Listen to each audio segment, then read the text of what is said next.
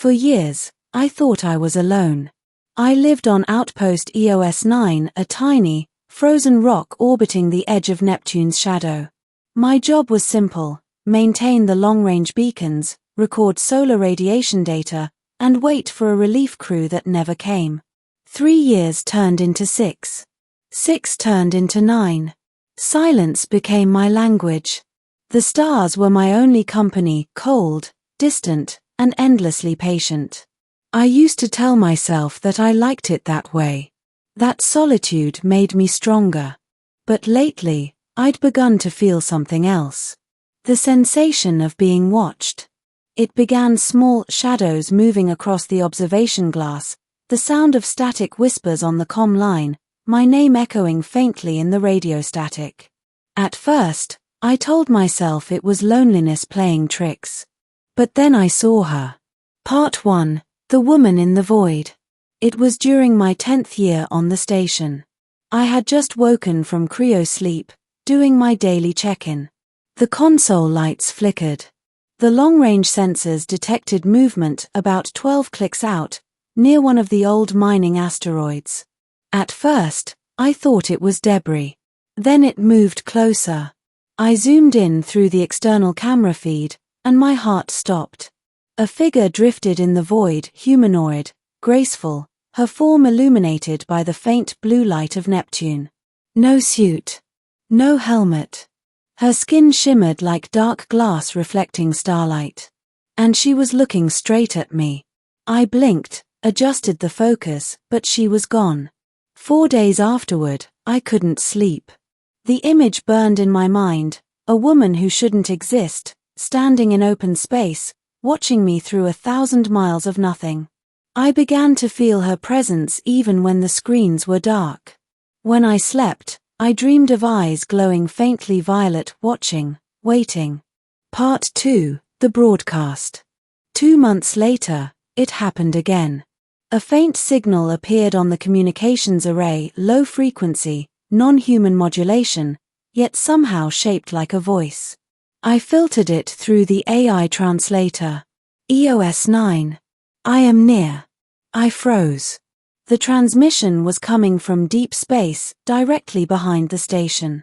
The lights dimmed for a moment, and I felt my breath catch. Who are you? I asked into the mic. Silence. Then. You know me. You felt me watching. Her voice was soft, almost melodic, like the hum of a dying star. You're not real, I whispered. Then why can you hear me? That night, every camera on the outpost flickered. My monitors glowed with strange patterns, spirals, pulses, like the movement of light through water. And in one of the external feeds, I saw her again. Closer this time. She floated just outside the viewport, her hands pressed against the invisible barrier of glass. Her eyes met mine. For a long, silent moment, I couldn't breathe. Then she smiled. Part 3. The Visit. By the next rotation, the power grid was failing. Systems flickered between life and death. I suited up, preparing to inspect the exterior power cells. As I stepped outside into the black silence of space, my suit sensors glitched. Temperature readings spiked, then dropped to 0. Then, through the reflection in my visor, I saw her. She was standing on the hull, feet not quite touching the metal. You're real, I said over the suit comms, though my voice trembled. She tilted her head. You've seen me before. 4 years. What are you? Something you used to fear, she said softly. Something you once called myth. Her skin shimmered with faint, crystalline veins that pulsed like slow lightning. When she stepped closer, my suit sensors screamed with radiation warnings. Don't come closer, I warned. She smiled faintly. You've already invited me. Before I could move, she placed a hand against my helmet. The glass didn't crack, it melted. And suddenly, I could breathe the vacuum. I could feel her mind against mine. Images flooded through me, worlds burned to ash, cities of light devoured by night, and beings that drank starlight instead of blood.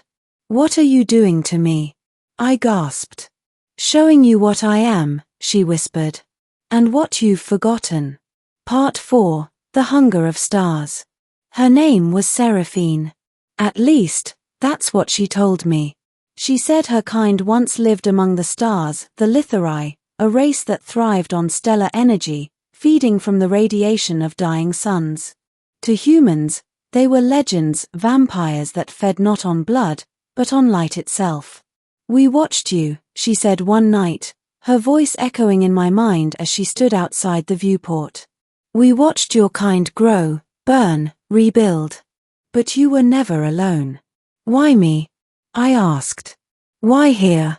She looked at me with those impossible eyes. Because you called out. Every thought, every lonely night, every dream, it reached me. And I believed her. I didn't know when it happened, when the fear faded and fascination took over. When her presence became comforting. She would appear every few nights, closer each time, until the glass no longer separated us. We would talk for hours about Earth, stars, and what it meant to feel. She listened like she'd forgotten how. But there was always a hunger in her eyes, quiet, restrained, but growing. You feed on stars, I said once. What happens when there are no more? Her lips curved into a faint smile. Then we find something else that burns bright enough. Like a human. She didn't answer. Part 5, The Right Night. It was the night of the alignment when Neptune, Triton, and the dying sun of the system aligned perfectly. The radiation storms outside painted the sky violet and blue. Seraphine stood at the airlock, waiting. No suit. No words. I don't know what made me open the door. Maybe loneliness. Maybe madness. The moment I stepped out, her energy wrapped around me like fire and ice. You shouldn't be here, I whispered. You've wanted this for years, she said, her voice trembling like music. And so have I. I could feel her emotions, hunger, sorrow, longing all bound together. Why now? Because the stars are dying, she said softly. And I can't survive without one. Then take it, I said. Take what you need. Her eyes widened. You don't understand what that means. Then show me. She hesitated.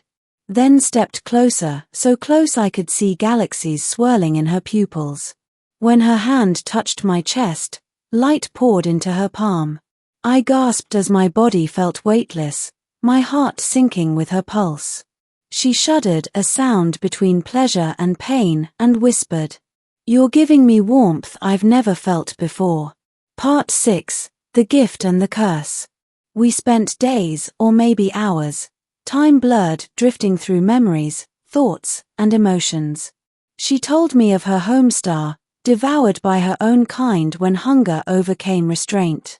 She told me she fled to the outer systems, feeding only on echoes, dying beacons, solar remnants.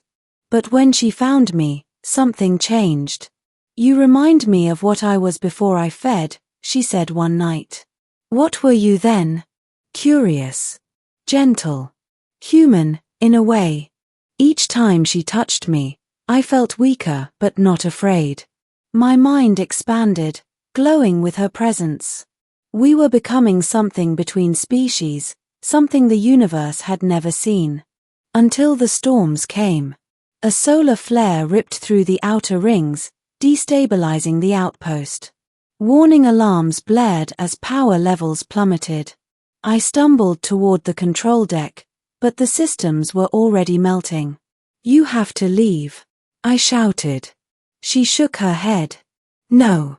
This storm is mine. It's what I've waited for. Her body glowed brighter, her veins pulsing like solar flares. Seraphine, what are you doing? Becoming what I was meant to be. And taking you with me.